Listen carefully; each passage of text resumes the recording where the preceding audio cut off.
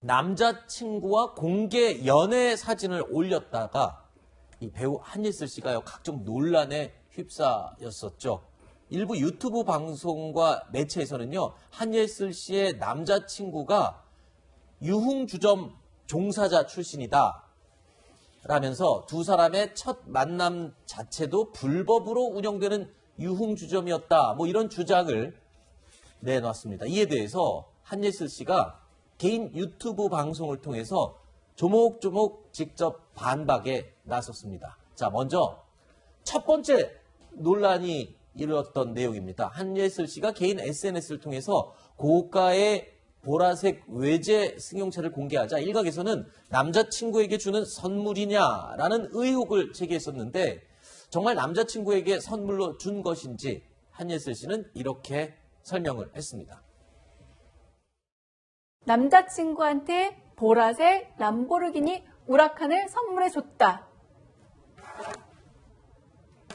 제 차입니다. 네, 제가 보라색을 워낙 좋아해서요. 능력 있는 여자가 남자친구한테 잘해주면 공사당하는 건가요? 그리고 능력 있는 남자친구가 여자친구한테 잘해주면은 여자친구는 꽃뱀인가요? 그 능력 있는 여자친구가 남자친구에게 뭐 고가의 선물을 한 게 뭐가 문제냐, 뭐 이런 지금 설명을 하고 있는 거죠. 아, 네. 이렇게 한예슬 씨 같은 경우에는 뭐 남자친구의 직업부터 해가지고는 외제차를 선물함으로써 남자친구한테 이용을 당했다. 그다음에 버닝썬 얘기까지 여러 의혹이 있었는데, 네.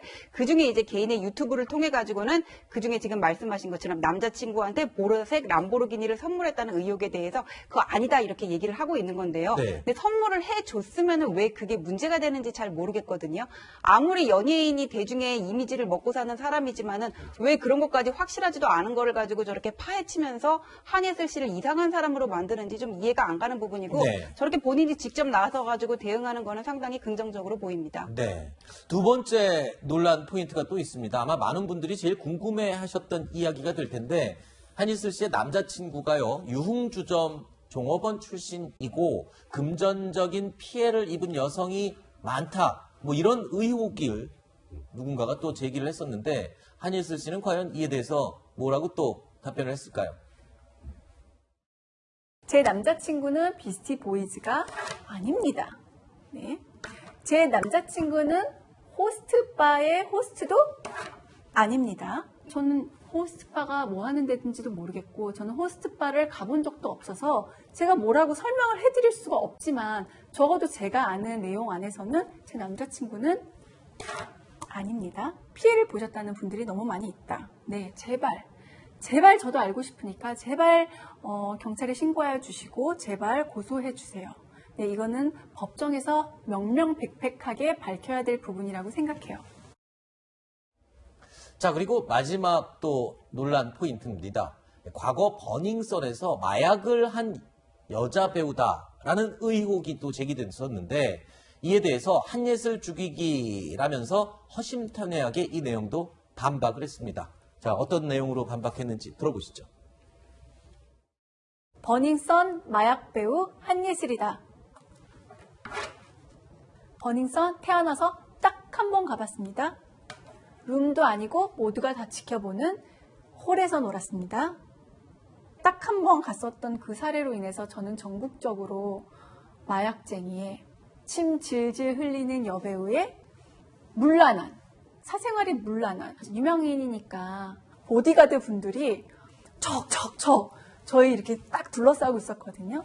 제가 거기에서 미쳤다고 마약을 할까요? 네, 보는 사람들이 얼마나 많으며.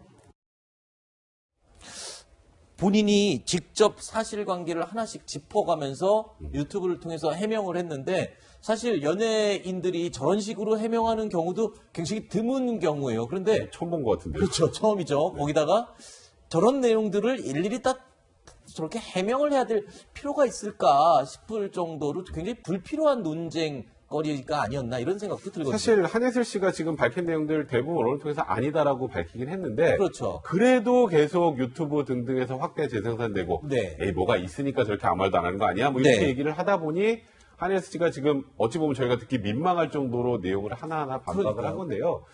저는 개인적으로 아까 전재 변호사도 말씀하셨습니다만, 이게 결국 한 유튜브에서 뭔가 의혹을 제기하면서 이렇게 시작이 된 건 아니겠습니까? 네. 최소한의 한 사람의 인생에 관련된 얘기인데 네. 이 부분을 너무 가십거리를 쉽게 사실 확인도 제대로 되지 않은 상태에서 폭로하는 그런 것들이 더 문제가 아닌가. 네. 사실 그 현실이 좀 안타깝습니다.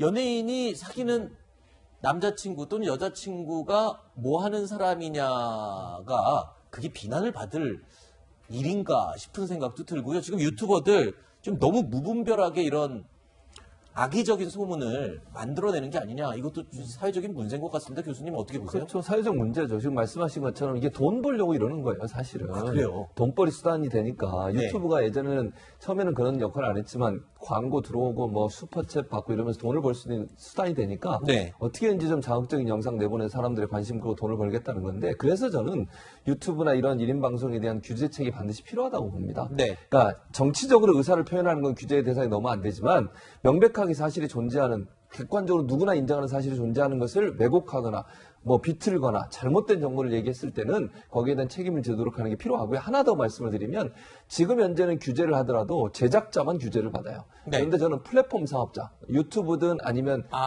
뭐 아프리카 TV나 팝콘 TV나 이런 다이아몬드 TV나 이런 플랫폼 사업자도 함께 책임을 지게 해야 됩니다. 왜냐하면요.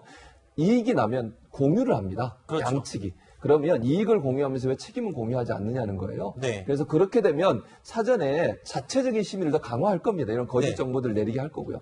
이런 부분들을 좀 더 강하게 하기 위해서라도 플랫폼 사업자도 함께 책임을 지도록 만드는 규제가 필요하다고 생각을 합니다. 알겠습니다. 자, 오늘 저희가 준비한 Q&A 내용은 여기까지 이야기를 나눠보도록 하고요. 세 분은 인사드리겠습니다. 오늘 나와주셔서 고맙습니다.